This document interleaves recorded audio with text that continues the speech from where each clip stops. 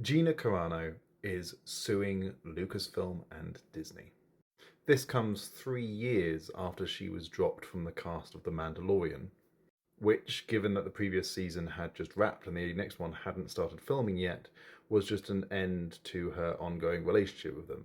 She wasn't sacked, she just wasn't rehired. But a lot of people, including her, probably correctly surmised the reason that she wasn't invited back onto The Mandalorian was a result of her increasingly unhinged social media presence. She kicked things off by initially just refusing to back up the BLM protests, but then spiraled, firstly mocking people for wearing masks during the pandemic, then calling into question whether or not President Biden had in fact won the election against Donald Trump, despite it being very clear that he had done. She then started backing up and retweeting increasingly aggressively far-right posts, including attacks on the trans community.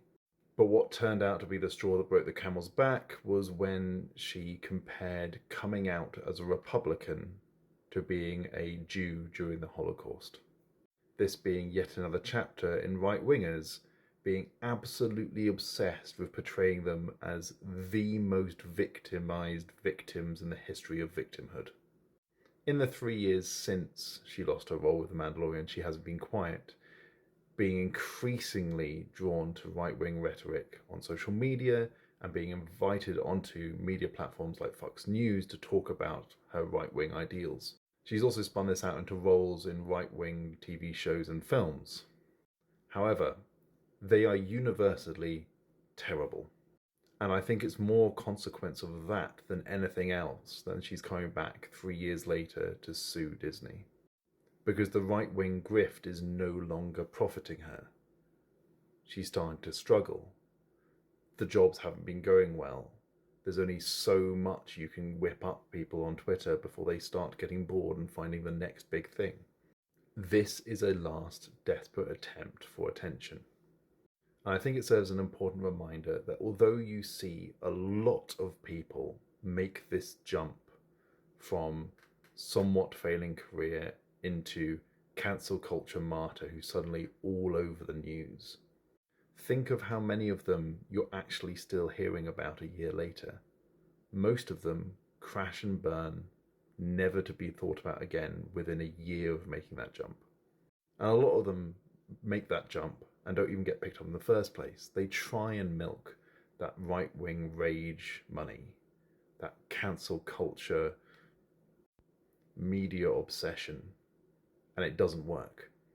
And the truth is, for the vast majority of them, it's not sustainable. Not nearly as sustainable as just having a solid job in acting. Which Gina Carano, because she'd managed to land roles in X-Men films, in Star Wars franchise, she had that down.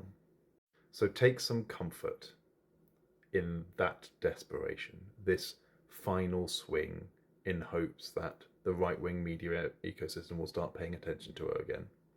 Because they might successfully be throwing those cancel culture martyrs in your face over and over again. But in the end, they fade away.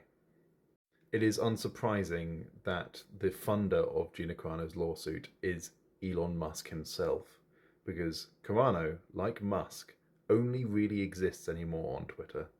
And when they lose this lawsuit, which I'm fairly certain they will, because Republicans themselves have done such a good job of making sure that the narrative is that you should be able to sack someone for any reason. And if it is the case that she was simply not rehired in between projects, rather than fired from a project, all this is going to do is flush more of Elon Musk's money away. For nothing. There will certainly be other people like Gina Carano who Fox News will shove in your face. But there's only so much rage and victimhood these right-wing grifters can mine before even their fans start finding them a little bit pathetic.